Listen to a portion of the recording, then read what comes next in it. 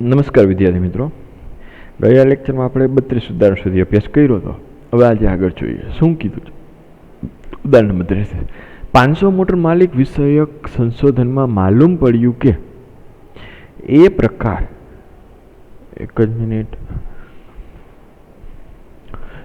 એ પ્રકારના મોટર માલિકોની સંખ્યા 400, બી પ્રકારના મોટર માલિકોની સંખ્યા 200,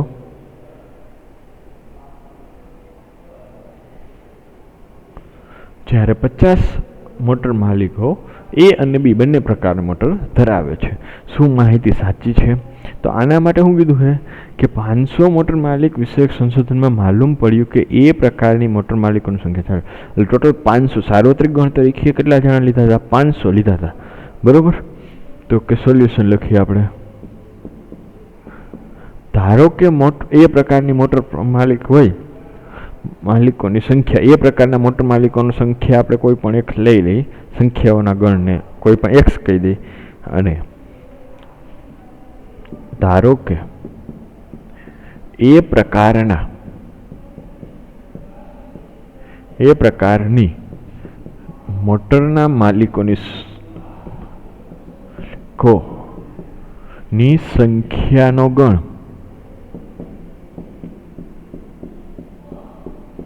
એક્સ છે, અને બી પ્રકારના મોટરના માલિકોનો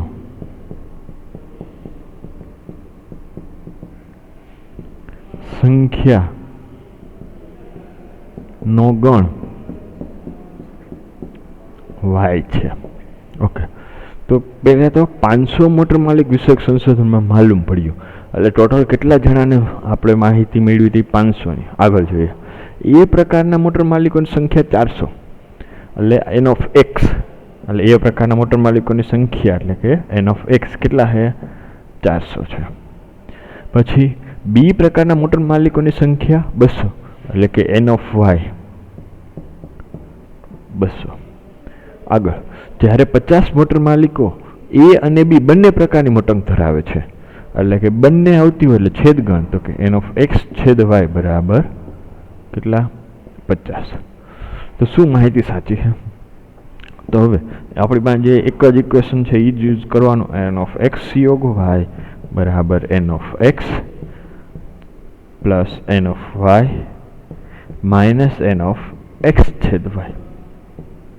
તો એન ઓફ એક્સ કેટલા છે? આપેલા છે 400, એન ઓફ વાય 200, અને આ છેદ Y 50.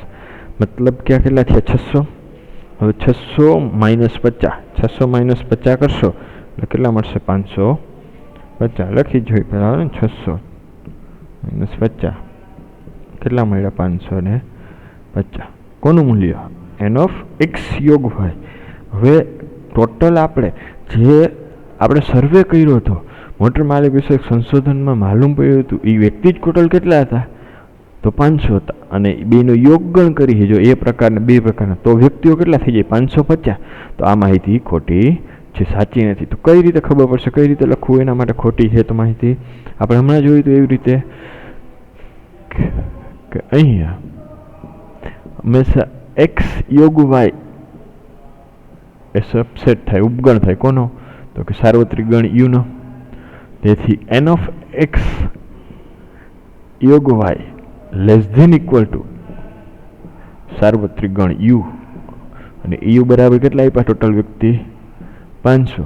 Therefore N of X યોગ ઓફ વાય નું લેસ ધેન ઇક્વલ ટુ મૂલ્ય કેટલું થવું જોઈએ? 500. કાં તો 500 થાય અથવા 500 થી નીચે, પરંતુ અહીંયા આપણે કેટલું મળી ગયું? 550. તેથી આપેલી માહિતી કેવી છે? ખોટી છે. તો કે અહીંયા આપેલ માહિતી યોગ્ય નથી. કમ્પ્લીટ. ઓકે, આગળ જોઈએ. નેક્સ્ટ શું કીધું છે? એક કોલેજ દ્વારા પુરુષોની રમતમાં 38 ચંદ્રકો, ફૂટબોલમાં 15 બાસ્કેટબોલમાં, 20 ક્રિકેટમાં એનાયત કરવામાં આવ્યા. એટલે ચંદ્રકો આપે છે. 38 ફૂટબોલમાં, 35 બાસ્કેટમાં, 20 ક્રિકેટમાં એનાયત કરવામાં આવે. જો આ ચંદ્રકો કુલ 58 પુરુષોને મળ્યા હોય અને માત્ર 3 પુરુષોને 3 ચંદ્રકો મળ્યા હોય તો કેટલી વ્યક્તિઓને 3માંથી બરાબર 2 ચંદ્રકો મળ્યા હશે? રકમ જોતાં થોડીક અટપટી લાગે, પણ ધ્યાનથી જોજો, ધ્યાનથી સાંભળજો, સમજજો, એટલે તમને પ્રોબ્લેમ આવશે નહીં. હવે જેવું આપણે બે માટે આપણે ઇક્વેશન જોતા હતા યોગ ગણનું, કેવું હતું હતું? એક્સ યોગ વાય બરાબર આવું જોઈએ ને આપણે, એક્સ યોગ વાય બરાબર એન ઓફ એક્સ વત્તા n of Y minus n of X છેદ વાય. એવું જ જો 3 ગણ આપેલા હોય આપણા એક્સ વાય અને ઝેડ, અથવા તો એ બી સી 3 આપેલા હોય તો ઇક્વેશન કેવું આવે પહેલાં જોઈજો. શું આવે કે જો એન ઓફ એ યોગ બી યોગ સી 3 ગણ માટે હોય તો શું આવે equation? N of A plus n of B plus n of C. જેમોમાં કરતા તેમ સી એક વધારે ઉમેરાઈ ગયો, પછી બાદ બાકી કરતા હતા 2 2ની પેર, એક 2ની હતી એમાં 2 જ હતા તો 2ની બાદ બાકી કરતા, તો બાદ બાકી કરી નાખો 2 2ની પેરમાં, તો એન ઓફ એક્સ છેદ B minus n of B છેદ સી માઇનસ એન ઓફ એ છેદ સી. હવે અહીંયા સુધી કમ્પ્લીટ, પરંતુ આમાં વધારે ઉમેરવાનું થશે. કોણ? તો કે ત્રણેયનું છેદગણ હોય એ છેદ બી છેદ સી, એને શું કરી દો? ઉમેરી દો. તો મતલબ કે આ જે ઇક્વેશન તમને મળ્યો એ જો 3 ગણના યોગ ગણના ઘટકોની ઉપરથી મળે. બરાબર, ઇક્વેશન જોઈ લ્યો શાંતિથી. બરાબર, આનો ઉપયોગ થશે. જોઈએ હવે ઘણી એક્ઝામ્પલ. શું કીધું છે? તો કે ધારો કે ફૂટબોલ માટે એફ લઈ, પછી બાસ્કેટબોલ માટે બી લઈ અને ક્રિકેટ માટે સી. એફ બી અને સી એ ફૂટબોલ, બાસ્કેટબોલ અને ક્રિકેટમાં એનાયત થયેલા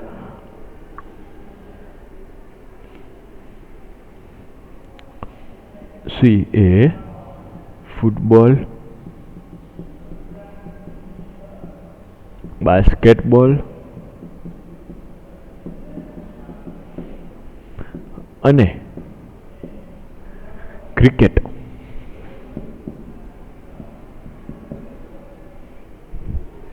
માં પુરુષોને મળેલ ચંદ્રકોના ગણ છે. માં પુરુષોને મળેલ ચંદ્રકોના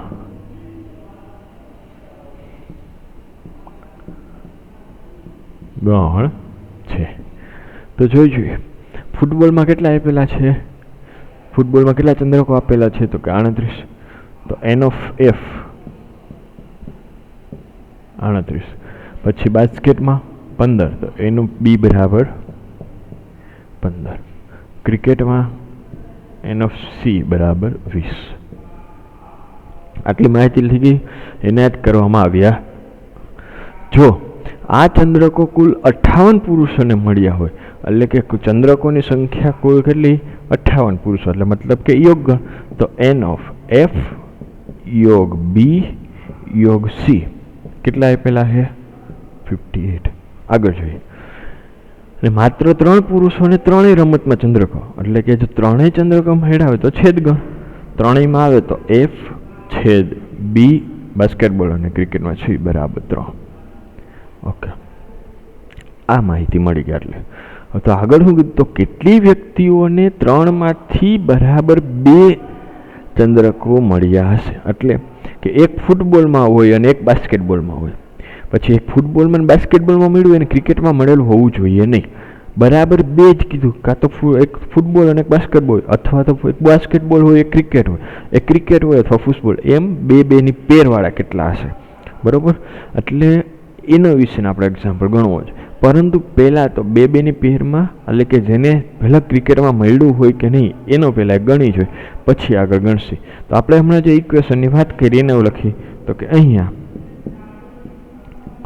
એન ઓફ એફ યોગ બી યોગ સી બરાબર ઇક્વેશન શું આવશે? એન ઓફ એફ, પહેલાં એક એકના બધા સરવાળો કરતા જાય, n of B plus n of C.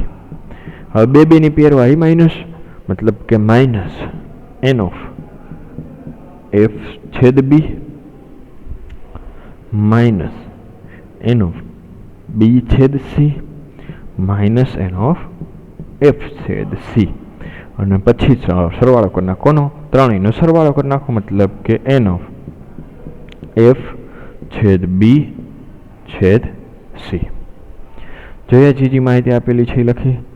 તો આ બાજુ કેટલી આપેલી છે યોગગણમાં, તો કે 58 બરાબર n of F 38 plus 15 plus 20 minus આ તો એમણામાં છે એમણે રાખવા દો એફ છેદ B minus n of F છેદ C minus n of B છેદ સી પ્લસ ત્રણેયમાં મળ્યા હોય, ત્રણ ચંદ્રકો મળેલા હોય એવા કેટલા, તો કે 3 પુરુષો છે, તો કે પ્લસ 3. હવે સરવાળો કરો અને બાદ બાકી કરી નાખો, એક બાજુ બધું લઈ લે. તો જો આ બધી માઇનસવાળી છે એને એક સાઈડ લઈ અને આ 58 છે એને સામે સાઈડ જવા દે, તો શું આવશે, તો કે આ સાઈડ શું આવશે, એન ઓફ એફ છેદ બી પ્લસ એન ઓફ, કારણ કે માઇનસ હતા આ સાઈડ આવી ગયા તો પ્લસ થઈ ગયા, બી છેદ C plus n of F છેદ સી બરાબર. હવે જુઓ પેલા 20 અને 15 35 થઈ ગયા, 35 અને 3 38, 38 પ્લસ 38 ખ્યાલ આવ્યો શું કર્યું એ પેલા, 35 ને 3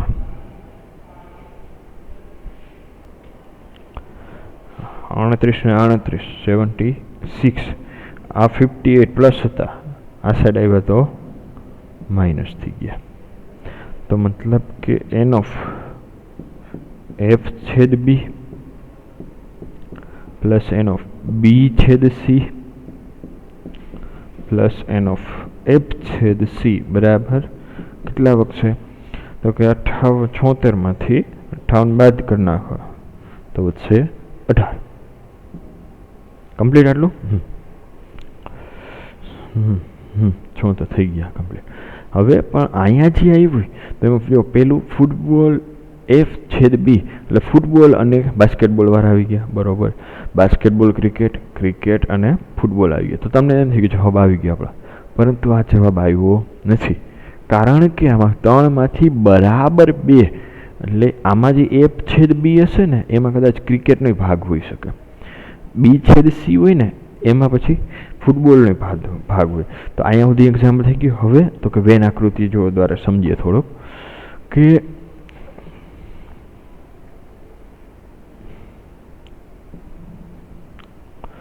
ધારો કે આ ફૂટબોલ વાળા, આ બાસ્કેટબોલ વાળા અને આ ક્રિકેટ વાળા, આ ફૂટબોલ, આ બાસ્કેટબોલ, આ ક્રિકેટ. તો ધારો કે ફક્ત ફૂટબોલ અને ક્રિકેટ હોય એવા વ્યક્તિ એ ફક્ત કેમ કીધું, માત્ર ફૂટબોલ અને ક્રિકેટ, તો એ ક્યાં આવે, જો આટલામાં જ આવે બરોબર. આજે તમને અંદર આ એ લખ્યો ને એટલો ભાગ હવે અહીંયા ન આવે, કારણ કે આ જે વચ્ચેનો જે ભાગ છે જો આટલો ભાગ એની અંદર કોણ આવે, ત્રણેય આવે. કોણ આવે છે, ત્રણેય વાળા, એટલે ત્યાં 3 આવશે, કારણ કે કીધું હોય 3 ચંદ્રકો મળ્યા હોય 3. માત્ર ફૂટબોલ અને ક્રિકેટ વાળાને આપણે બી કહી દઈએ, સોરી બાસ્કેટબોલ વાળાને બી કહી દઈએ, બાસ્કેટબોલ અને ક્રિકેટ વાળાને આપણે ધારો કે સી કહી. તો આપણે મૂળવાનું કોનું, માત્ર 2માં જ મેળવ્યા હોય, મતલબ કે એ વત્તા બી વત્તા સી નું મૂલ્ય મેળવવું પડે આપણે ખાલી. આપણે જે અહીંયા લખ્યું આપણે આકૃતિમાં એ થોડીક લખી લઈએ, તો કે માત્ર ફૂટબોલ અને ક્રિકેટ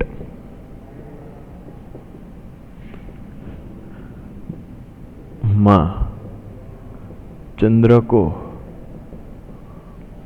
મળેલ હોય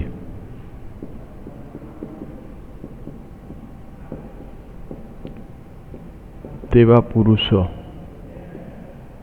એ છે બરાબર.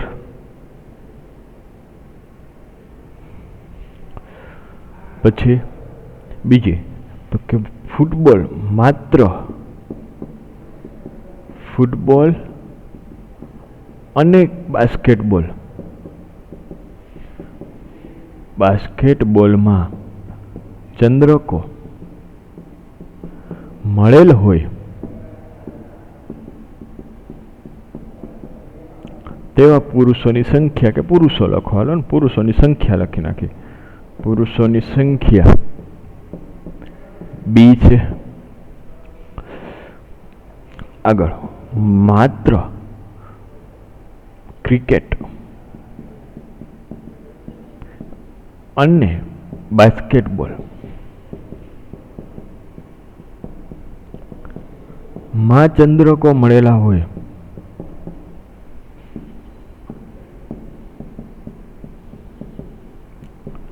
તેવા પુરુષોની સંખ્યા C છે. તો આપણે તો ખાલી કોનું મેળવવાનું, માત્ર 2 માં મળેલું એટલે A વત્તા B વત્તા C મેળવવાનું થાય. પરંતુ અહીંયા જે આપણે માહિતી મળી, જો F છેદ B નંબર ઓફ F છેદ B, B છેદ C અને F છેદ C 18 ઇઝ ઇક્વલ ટુ 18, એ કોની મળી? તો કે જો આટલી. હવે F છેદ B કરું એટલે ફૂટબોલ અને બાસ્કેટબોલ વાળા આ, પછી ફૂટબોલ અને ક્રિકેટ વાળા, તો કે આખું થાય ફૂટબોલ અને ક્રિકેટ આટલું, આટલું તો કે બાસ્કેટબોલ અને ક્રિકેટ. તો મતલબ કે A વત્તા B શું મળ્યું? A વત્તા 3, B વત્તા 3 અને C વત્તા 3 બરાબર શું મળ્યું? એ આપણે 18 મળ્યું છે, એ આપણે આગળ મળી. તો જો અહીંયા A વત્તા B વત્તા C કરો, 3 3 3 6, 6 3 9, તો કે 9 બરાબર 18. તો કે 18 માંથી 9 બાદ કરી નાખો તો A વત્તા B વત્તા C મળી જાય. કેટલા મળ્યા? તો કે 9. તો કે માત્ર આપણે જે પૂછ્યું હતું કે માત્ર 3 રમતમાંથી બરાબર 2 જ રમતમાં ચંદ્રકો મળેલ પુરુષોની સંખ્યા કેટલી છે? 9. તો નીચે લખી નાખો 3 રમતોમાંથી બરાબર 2 જ રમતમાં ચંદ્રકો મળેલ હોય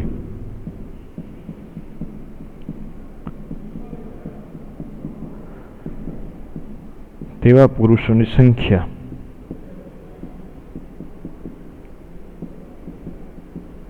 કેટલા છે? 9 છે. સમજાઈ ગયું? ઓકે, જોઈએ હવે નેક્સ્ટ આગળ પ્રક્રિયાના સ્વાધ્યાય. શું કીધું છે પ્રક્રિયા? તેમાં નીચે આપેલ ગણો પૈકી કયા ગણ આપેલ ગણો પૈકી કયા ગણના ઉપગણ છે તે નક્કી કરો. એટલે મતલબ કે કોણ કોનું ઉપગણ છે એ શોધવાનું છે. તો સૌ પ્રથમ તો આપણે જે A, B અને C, D આપેલા 4 આપેલા છે. પેલા A કઈ રીતે આપ્યો છે? કે યાદ ગુણધર્મ રીતે, તો એને શેમાં યાદી રીતે લખી નાખીએ સોલ્યુશન. તો કે અહીંયા શું આપેલું છે? x² માઇનસ 8x પ્લસ 12 બરાબર 0. મતલબ કે 12ના એવા ભાગ પાડો કે 8 આવે 6 દુ 12, તો કે થાય તો કે x² minus 6x minus 2x plus 12 is equal to 0. તો આમાંથી x કોમન કાઢો તો કેટલા વધે? x minus 6. આમાંથી 2 કોમન કાઢો માઇનસ 2, તો x માઇનસ 6 બરાબર 0. તો શું આવે? x માઇનસ 6 કોમન કાઢો આખા એમાંથી, તો x માઇનસ 6, x માઇનસ 2 બરાબર 0. તેથી x બરાબર 6 અથવા x બરાબર 2. ધેરફોર ગણ A એની અંદર ક્યાં ક્યાં ઘટક આવશે? 2 અને 6. B ની અંદર આપેલા છે એ બધા. B બરાબર 2 4 6, C બરાબર તો કે 2 4 6 8 ડોટ ડોટ ડોટ અને D બરાબર 6. કોણ કોણ ઉપગણ છે? હવે પેલા A ની વાત કરી. A કોનો ઉપગણ છે? એના દરેક ઘટક આવી જવા જોઈએ. તો એના દરેક ઘટક જો 2 અને 6 B માં આવી જાય છે અને C માં આવી જાય છે. તો કે પેલું લખી લઈ ગણ એના દરેક ઘટક B અને C માં આવે છે. તેથી A ઉપગણ B અને A ઉપગણ C થઈ ગયું એટલું. ઓકે, બીજું હવે A ની વાત થઈ ગઈ. A કોની? C આયરે D આયરે નહીં થાય, કારણ કે એનો ઘટક 2 છે એ D માં આવતો નથી. હવે બીના દરેક ઘટક શેમાં આવી જાય છે? તો કે ગણ બીના દરેક ઘટક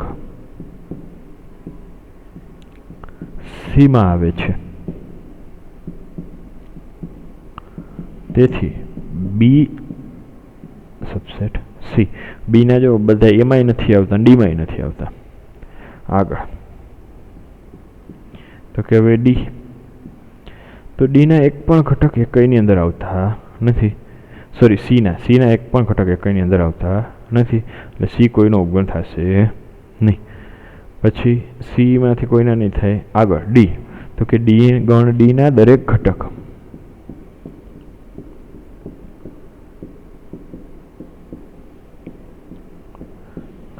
ગણ એ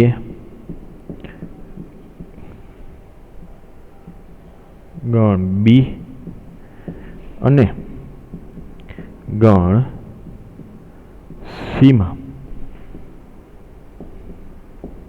આવે છે.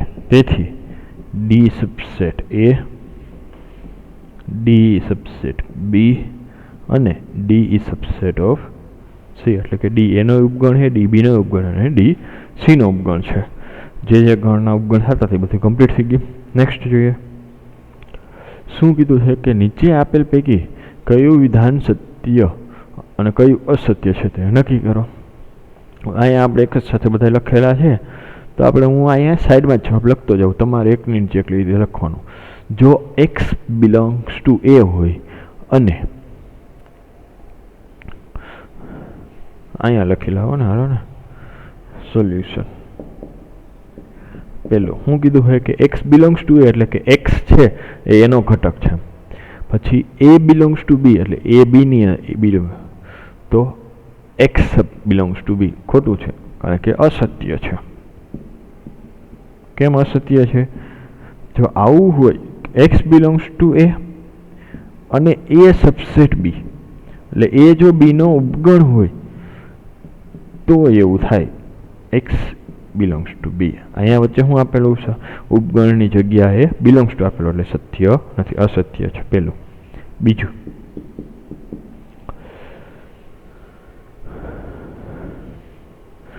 એક્સ ઉપગણ બી પછી બી પાછો સીનો ઘટક થઈ ગયો, તો એ સીનો ઘટક હોય એવું જરૂરી નથી, અસત્ય છે. પરંતુ જો આવું હોત કે એક્સ સબસેટ બી અને બી સબસેટ છે એટલે કે બી સીનો ઉપગણ હોય તો એ સીનો ઉપગણ થાય. બરોબર. 3 નંબર એ સબસેટ બી સબસેટ સી એટલે એ બી નો ઉપગણ છે, બી સી નો ઉપગણ છે, તો એ સાચું છે, સત્ય છે. સત્ય હોય એમાં આપણે કંઈ ઉદાહરણ આપવાનું ન હોય, ખોટું હોય તો ઉદાહરણ. જો એ બી નો ઉપગણ ન હોય, ચોથું એવું કહે કે એ બી નો ઉપગણ નથી, બી એ સી નો ઉપગણ નથી, તો એ સી નો ઉપગણ ન થાય. હવે ઉપગણ હોય તો સાચું ખબર, પણ ન હોય તો એ કે ન થાય, પણ એવું જરૂરી ન હોય. ઉદાહરણ તરીકે અસત્ય છે, પેલા તો એ લખી નાખીએ. જો ઉદાહરણ તરીકે હું આવું લઉં, એ બરાબર 1 2, બરોબર, બી બરાબર 2 3,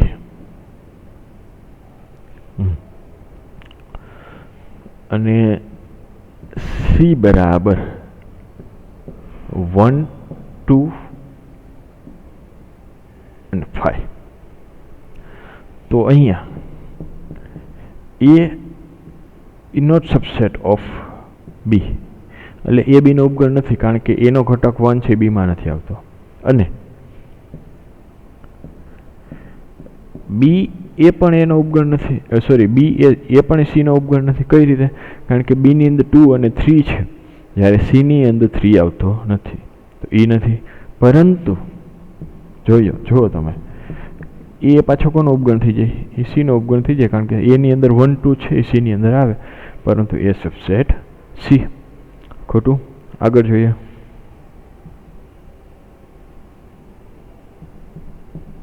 પાંચ નંબર શું કે જો x બિલોંગ્સ ટુ a અને a છે એ b નો ઉપગણ ન હોય તો x બિલોંગ્સ ટુ b. તો વિધાન અસત્ય છે. કઈ રીતે જોઈએ? શું કીધું છે? કોઈ પણ એક ઘટક છે એની અંદર છે. ઉદાહરણ તરીકે હું a બરાબર 1 2 લઈ લઉં.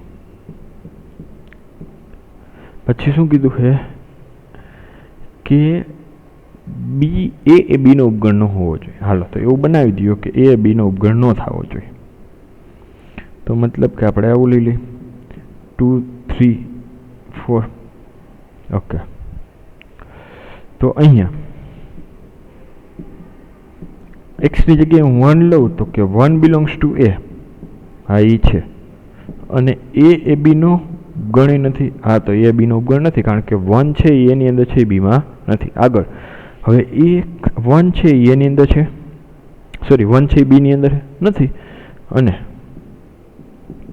તો 1 ડઝ નોટ બિલોંગ્સ ટુ બી. એમાં શું કહે 1 બિલોંગ્સ ટુ દરેક ઘટક એનો હોય. તો જો દરેક ઘટક એનો બીમાં આવી જતો હોય, એનો ઘટક બીમાં આવી જતો હોય તો એ સબસેટ બી હોય. મતલબ સત્ય નથી. એના પછીનું જો નેક્સ્ટ શું કહે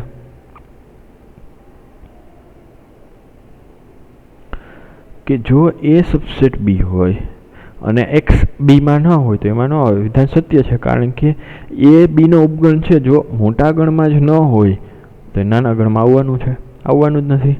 તો લખી નાખો ડાયરેક્ટ વિધાન સત્ય છે. કમ્પ્લીટ. ઓકે, નેક્સ્ટ શું કે નેક્સ્ટ ઓકે જો એ બી અને સી માટે એ યોગ બી બરાબર એ યોગ સી અને એ છેદ બી બરાબર એ છેદ સી હોય તો સાબિત કરો કે આવું થાય. ઓકે, કાંઈ વાંધો નહીં. પહેલાં આપણે સોલ્યુશન ધ્યાનથી જુઓ, જે આપ્યો એનો ઉપયોગ કરવાનો. તો કે અહીંયા એ યોગ બી બરાબર એ યોગ સી આપેલો છે. તો એ લખીએ કે અહીંયા એ યોગ બી બરાબર એ યોગ સી આપેલું છે. હવે એક કામ કરીએ કે બે બાજુ સી ની સાથે છેદગણ લઈ તો શું આવે? એટલે કે એ યોગ બી છેદ સી બરાબર એ યોગ સી છેદ સી. હવે લેફ્ટ હેન્ડ સાઈડ એ બી અને સી ત્રણેય ગણ અલગ છે તો વિભાજનનો નિયમ લાગુ પડે. વિભાજનનો નિયમ લાગુ પડે. હવે અત્યારે જો દાખલા આવશે ને બધા આ લેક્ચરમાં, નેક્સ્ટ લેક્ચરમાં એ વિભાજનના નિયમ ઉપર હશે. તો શું આવશે વિભાજનનો નિયમ? તો કે એ છેદ સી યોગ બી છેદ સી. ઓકે, તો કે રાઈટ હેન્ડ સાઈડ શું આવશે? જો રાઈટ હેન્ડ સાઈડ, હવે રાઈટ હેન્ડ સાઈડ શું હોય? એ યોગ સી છેદ સી.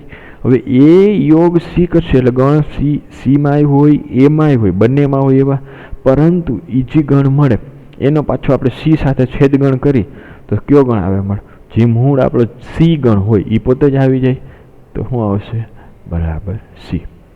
આટલું ક્લિયર? હવે તો કે આપણે એવું કીધું છે કે ફરીથી પાછું આને એમ રાખી થોડીક જગ્યા રાખી હોય. એ કેમ જગ્યા રાખી હમણાં ખ્યાલ આવશે. ફરી પાછું આ લીલી આપણે એ યોગ બી બરાબર એ યોગ સી. હવે ઉપર આપણે કોની સાથે છેદગણ લીધો તો? સી સાથે. હવે બી સાથે છેદગણ લ્યો તો શું આવે જોઈએ કે એ યોગ બી છેદ બી બરાબર એ યોગ સી છેદ બી. હવે આ સાઈડ હમણાં જેમ આપણે એ યોગ સી છેદ સી હતું એટલે કે એ યોગ બી કરશે, મોટો ગણ આવશે. એની સાથે બીનું છેદગણ કરશે તો પાછો મૂળ હતો એ આપણનો ગણ બી જ આવશે. તો બરાબર બી. તો લેફ્ટ હેન્ડ સાઈડ આપણે બી આવ્યું. રાઈટ હેન્ડ સાઈડ ત્રણે અલગ અલગ છે વિભાજનનો નિયમ. તો એ છેદ બી યોગ સોરી સી યોગ સી છેદ બી નહીં, એક જ મિનિટ હો.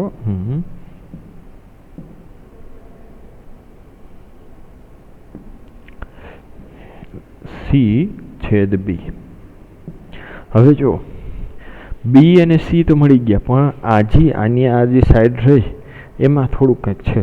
જ્યારે બી છેદ સી આમ જ છે, પણ અહીં એ છેદ બી બરાબર એ છેદ સી ને બી જાળા, તો રકમ આપને એવું આપેલું છે કે એ છેદ બી બરાબર એ છેદ સી.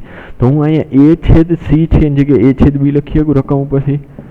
તો અહીંયા આપણે શું લખી નાખવાનું, એ છેદ બી યોગ સી છેદ બી. આ તો એમણે જ રાખ્યું, બી છેદ સી લખી કે સી છેદ બી, એમાં બે ઇક્વલ બરાબર સી. ક્યાંથી? તો કે રકમ પરથી શું હતું કે એ છેદ બી બરાબર એ છેદ સી. રકમ ઉપરથી લખી નાખ્યું. હવે જુઓ, આ 1 નંબર અને આ તમારું 2 નંબર. શું આપેલું 1 નંબરમાં? એ છેદ બી બરાબર બી છેદ સી, એ સી છે. અહીં એ છેદ બી બરાબર સી છેદ બી, બે એક આવ્યા તો બી બરાબર શું થાય? સી થાય. તો હવે તો કે અહીંયા 1 અને